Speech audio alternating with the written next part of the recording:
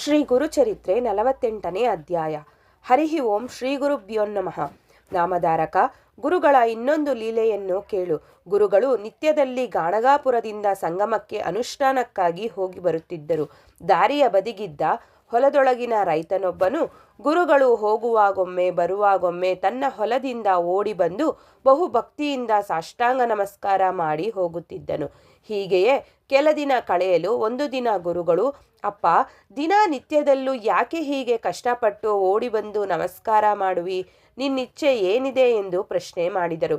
ಅದಕ್ಕೆ ಆ ಒಕ್ಕಲಿಗನು, ಗುರುಗಳೇ, ನನ್ನ ಹೊಲದಲ್ಲಿ ಜೋಳ ಬೆತ್ತಿರುವೆ. ತಮ್ಮ ಅನುಗ್ರಹದಿಂದಲೇ ಆ ಪೈರು ಚೆನ್ನಾಗಿ ಬೆಳೆದು ಈಗ ಬೆಳಸಿಗಾಳಿಗೆ ಬಂದಿದೆ. ದಯವಿಟ್ಟು ತಾವು 4 ಹೆಜ್ಜೆ ನಡೆದು ಬಂದು ಆ ಪೈರಿನ ಮೇಲೆ ತಮ್ಮ ಅಮೃತ ದೃಷ್ಟಿ ಹಾಯಿಸಿರಿ. ಅಂದರೆ ನನಗೆ ಇಮ್ಮಡಿ ಕಾಲಿನ ಲಾಭವಾಗುತ್ತದೆ ಎಂದು ಪ್ರಾರ್ಥಿಸಿಕೊಂಡನು. ಗುರುಗಳು ಆತನ ಪ್ರಾರ್ಥನೆಯಂತೆ ಅವನ ಹೊಲದವರೆಗೆ ಹೋಗಿ ಪೈರನ್ನು ನೋಡಿದರು. ಜೋಳದ ಬೆಳೆ ತುಂಬ ಚೆನ್ನಾಗಿ ಬೆಳೆದು ಹಾಳುಗಳಾಗಿತ್ತು. ಗುರುಗಳು ಆ ರೈತನನ್ನು ಕುರಿತು, ಭಕ್ತ, ನೀನು ನಾವು ಹೇಳಿದಂತೆ ನಿಷ್ಠೆಯಿಂದ ಆಚರಿಸುವುದಾದರೆ ನೀನು ಪ್ರತಿ ವರ್ಷ ಪಡೆಯುವುದಕ್ಕಿಂತ 10 ಪಟ್ಟು ಹೆಚ್ಚಿನ ಕಾಳು ಒಕ್ಕಬಹುದು. ಆದರೆ ಅದಕ್ಕೆ ಭಕ್ತಿ ವಿಶ್ವಾಸಗಳು ಬೇಕು ಎಂದು ನುಡಿದರು. ಒಕ್ಕಲಿಗನು ವಿಧೇಯತೆಯಿಂದ, ಗುರುಗಳೇ, ತಮ್ಮ ಆಜ್ಞೆಯೇ ನನಗೆ ವೇದವಾಕ್ಯ, ಅಪ್ಪಣೆ ಕೊಡಿಸುವ ಕೃಪೆಯಾಗಬೇಕು ಎಂದನು. ಗುರುಗಳು, ನಾವು ಈಗ ಸಂಗಮಕ್ಕೆ ಹೊರಟಿದ್ದೇವೆ. ಅನುಷ್ಠಾನ ಮುಗಿಸಿಕೊಂಡು ಮಧ್ಯಾಹ್ನ ಮಠಕ್ಕೆ ಮರಳುತ್ತೇವೆ. ನಾವು ಸಂಗಮದಿಂದ ತಿರುಗಿ ಬರುವಷ್ಟರಲ್ಲಿಯೇ ನೀನು ಈ ಬೆಳೆಯನ್ನೆಲ್ಲ ಕೊಯ್ದು ಹಾಕುಬಿಡು ಎಂದು ಆಜ್ಞೆ ಮಾಡಿ ಹೊರಟರು. ಗುರುಗಳ ಮಾತಿನಲ್ಲಿ ವಿಶ್ವಾಸ ಹೊಂದಿದ್ದ ರೈತನು ತಡ ಮಾಡದೆ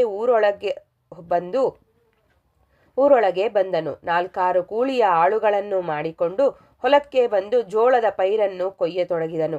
ಅದನ್ನು ನೋಡಿ ಆತನ ಹೆಂಡತಿ ಹಾಗೂ ಮಕ್ಕಳು, ನಿನಗೆ ತಲೆ ಕೆಟ್ಟಿದೆಯೇನೋ? ಹಾಲು ಬೆಳೆಯಿಸಿರುವ ಪೀಕೆಯನ್ನೇಕೆ ಕೊಯ್ಯುವಿ ಎಂದು ಹರಕತ್ತು ಮಾಡಲಿಕ್ಕೆ ಬಂದರು. ಆದರೆ ಆ ಒಕ್ಕಲಿಗನು ಅವರ ಮಾತಿಗೆ ಲಕ್ಷ್ಯ ಕೊಡದೆ ಅವರನ್ನೆಲ್ಲ ಕಲ್ಲು ತೂರಿ ಊರ ಕಡೆಗೆ ಓಡಿಸಿಬಿಟ್ಟನು. ಗುರುಗಳು ಅನುಷ್ಠಾನ ಮುಗಿಸಿಕೊಂಡು ಮರಳು ಬರುವಷ್ಟರಲ್ಲಿಯೇ ಒಕ್ಕಲಿಗನು ಪೈರನ್ನೆಲ್ಲ ಕೊಯ್ದು ಮುಗಿಸಿದ್ದನು. ಗುರುಗಳನ್ನು ಕರೆದೊಯ್ದು ಅದನ್ನೆಲ್ಲ ತೋರಿಸಿ, ತಮ್ಮ ಆಜ್ಞೆ ಪಾಲಿಸಿರುವೆ ಎಂದು ವಿಧೇಯತೆಯಿಂದ ನಮಸ್ಕರಿಸಿದನು. ಗುರುಗಳು ನಗುತ್ತಾ, ಹುಚ್ಚಪ್ಪ, ನಾವು ವಿನೋದಕ್ಕಾಗಿ ಹೇಳಿದ ಮಾತನ್ನು ನಿಜವೆಂದು ನಂಬಿಬಿಟ್ಟೆಯಾ ಎಂದರು. ಒಕ್ಕಲಿಗನ ಚಿತ್ತವು ಅದರಿಂದ ವಿಚಲಿತವಾಗಲಿಲ್ಲ. ನಿಮ್ಮಾಜ್ಞೆಯೇ ನನಗೆ ಕಾಮಧೇನು ಎಂದು ದೃಢ ವಿಶ್ವಾಸದಿಂದ ಹೇಳಿಬಿಟ್ಟನು.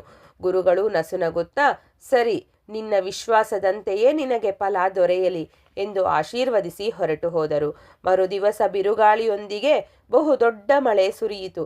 ಅದರ ಫಲವಾಗಿ ಉಳಿದ ರೈತರ ಪೀಕುಗಳೆಲ್ಲ ನೆಲಕ್ಕೆ ಬಿದ್ದು ನೀರಿನಲ್ಲಿ ಕೊಚ್ಚಿಕೊಂಡು ಹೋದವು. ಹೀಗಾಗಿ ಎಲ್ಲ ರೈತರು ಹಾನಿಗೊಳಗಾದರು. ಈ ರೈತನ ಹೊಲದಲ್ಲಿ ಮಾತ್ರ ಕೊಯ್ದಿದ್ದ ಕೋಳಿಗಳಿಗೆ 10 ಕೊಳೆಗಳೊಡೆದು ಸೊಕ್ಕಿನಿಂದ ಬೆಳೆಯತೊಡಗಿದವು. ಆ ರೈತನು ಜೋಳವನ್ನೊಕ್ಕಿದಾಗ ಗುರುವಾಕ್ಯದಂತೆ ಆತನಿಗೆ ಪ್ರತಿ ವರ್ಷ ಬೆಳೆಯುವ ಜೋಳದ 10 ಪಟ್ಟು ಹೆಚ್ಚಿಗೆ ಕಾಳು ಲಭ್ಯವಾದವು.